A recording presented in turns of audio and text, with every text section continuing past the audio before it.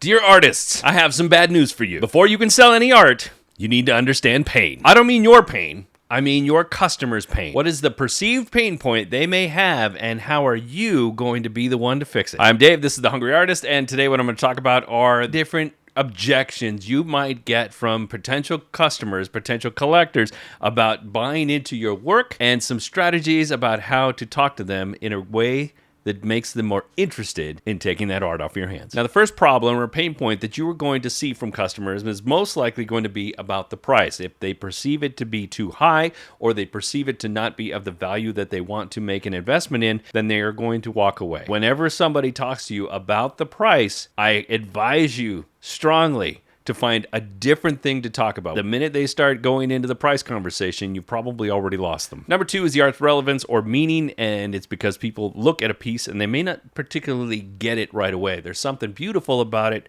but they haven't made a connection. That's why when you go to a art gallery, you might have the gallerist walk up to you because you've been looking at a particular piece more than once, or you've been standing in front of it for a while because they want to see if they can find a way to get you connected to that piece. Number three is the fear of making the wrong choice. If you happen to be selling your work at an art fair and you're surrounded by a bunch of other artists, and this person is walking around trying to find a piece of art for their home or their business or wherever they decide to put it, and they don't want to make the wrong choice. There's so many different artists, I don't know which one. Number four is a lack of confidence when assessing art quality. They may see a piece that they love, but they may not want to invest in it because they don't want to see it up on a wall and have a friend come over or somebody else come over and say, oh my God, what is that? Did you get that at a flea market or a yard sale? They don't want to have that kind of guilt or embarrassment about that piece, so they might be a little bit hesitant about buying into yours. Number five is a compatibility with the home or space. Now, if you're selling really large artwork and they don't have large walls, well then, there's only so much you can do unless you want to redirect them to some of your smaller pieces. But if they can't assess what a piece might look like in their home or on their wall, they may bounce. But there are ways to help them with that decision. Number six can be a perceived risk of art authentication. Like, are they buying the art from the artist?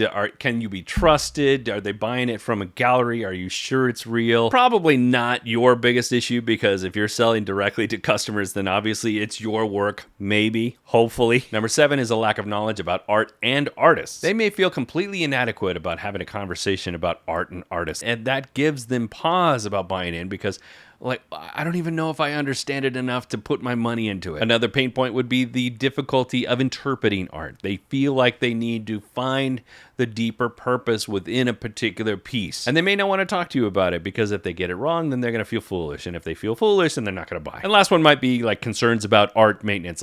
How am I protecting this art? What do I need to do to make sure that it doesn't get damaged or that it maintains its integrity or its value over time? For some of these, it's really just a matter of answering simple questions like, how do you maintain it? How do I authenticate this particular work? How am I going to pay for it? These are simple questions that need to be answered, but they should be answered after. You should be doing them secondary, because the most important thing, the one strategy that you should be actively using to your advantage, is to help them connect to the art. Just like the gallerist who watches somebody come in to look at a particular piece and stand there for a while, they come over to ask questions to help them better connect with that piece. Now, this is the part that's going to freak a lot of artists out. This is the part where you engage with people as they come to see your work. Now, in the digital space, like selling through a marketplace or on your own website, it's very difficult to get people to connect to the art this way. You can't have a dialogue with them while they're trying to make a purchase. But if you are selling face-to-face in an art fair environment or some sort of marketplace where you're selling to people that happen to walk into your booth, here's your opportunity to talk to them, to ask them what they feel when they see a particular piece. Ask them questions that have them connected to it. Not what do they think about it, but what do they see? And they may ask you in return, well, what does it mean? What is this about? And I default to my friend Mark Rebenek about this particular topic, and we don't necessarily tell them that. We can share our process, we can talk about what was going through our mind when we were creating it, but what we don't want to do is tell them how to feel about it. Now you're projecting your feelings upon the work, which disassociates them from it, because now it's your feelings that are attached to it and not not theirs. Allow me to use this piece as an example of what I'm talking about. When you look at this, you automatically have some sort of idea about what it is, what it means, what it's about. Guess what? So do I. But I'm not going to tell you what that is. If somebody asks me about it, like, how do I come to this? What was it about this? Why did I make it this way? The first thing I'm going to tell them is like, well, I have this process where I take found items or upcycled items and I put them together in a three-dimensional collage to kind of give this sense of dimensionality that I hadn't done in my previous work. I might talk about my thoughts about color spectrum. I might talk about my thoughts about the time invested. I might talk about what it is that, like why I like particular items in this versus other items that I might have used. I'm not going to talk to them about how this is supposed to represent a coral reef and how we're destroying our planet and how we need to have some sort of awareness about global warming and climate change and blah, blah, blah. Well, I'm not going to talk about that. Those might be some things that I thought about when I was making this, but that doesn't necessarily mean that's what this is about. And if somebody asks, well, what does it mean? And then I might turn around and say, well, what does it mean to you? Or what do you see in here? And I let them tell me their story about what they're seeing or they're feeling in regards to this piece. As I start to find out more about that, I dig in. So if they talk about having some sort of association with the coral reef, well, then I find out more about that. Do they live by the ocean? Do they like being in the ocean? Do they like watching documentaries about the ocean? They may have seen something about this and said, oh, that reminds me of this. And then I ask them more about that. The more that I can make them see themselves in this piece, the closer I am to a sale. Now, using this piece as an example, let's go back through all of these and just talk about them real quick. Let's talk about maintenance. This is obviously a very delicate piece. How am I supposed to maintain it? It looks like it could be very damageable. It's actually very delicate, so you do have to be a little bit careful. I would just take a very light dust to it every once in a while. Make sure it's clean. You don't want to use any wet products, and you probably don't want to keep it anywhere near like a sunlit room, like getting exposed to the sun. It's pretty protected as far as some of the things on here, but some things are going to be a little bit more delicate. Keep it out of reach of children. I really wish I knew more about art and artists. Well, my name's Dave. I'm actually a former graphic designer and now an artist, and I use a lot of that in my work. I've been doing this for how many years, and I've really started to grow into this new space where things have this dimensionality. I feel like it gives us a better connection to certain elements, the things that we see as everyday items, and now we can use them and see them as art. More important is like, what does it mean to you? Like, how do you feel about this piece when you look at it? Okay, but so is this your art, or are you selling it for somebody else? Oh no, this is absolutely mine, and I authenticate it because I sign everything on the back here, and I'll give you actually a certificate of authenticity if you would like. You can always interact with me in other ways. This is where I'm at online. This is where my website is. You can go over here. You can talk to me anytime about any of the pieces that I have available. Right now, this one is, I feel like this one, you're really tapping into this one. So what do you think? Do you think I want to take this one home today? I don't really know if it's going to go in my place. If you pick it up today, I'll give you a 30-day guarantee. You can take it home, put it up on the wall, see if you love it. If you don't absolutely fall in love with it once it's up on your wall, well, then you can just send it back to me in the same condition and, I'll refund all your money. The reason that works is because once somebody has possession of something, they often don't want to let go of it. God, there's just so much art out here, and I love so much of it. I just don't know if I'm making the right decision. Well, let me ask you a question.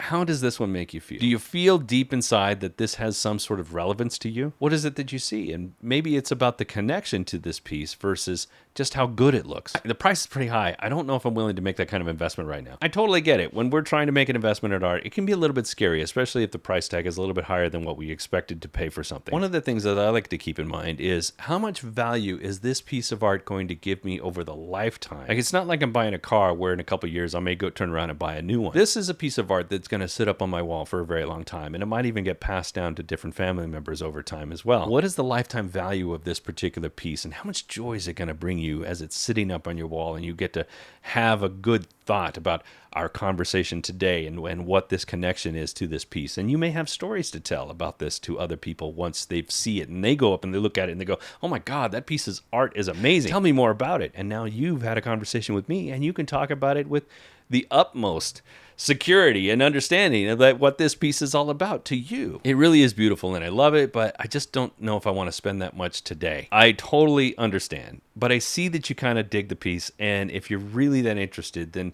maybe we can work on some sort of payment program, because I wouldn't want you to miss out. Now, I'm being a little bit performative for the camera, and I might not necessarily talk exactly like that with somebody as they were looking at my work in a gallery or in an art show or an art event, but the same concepts apply.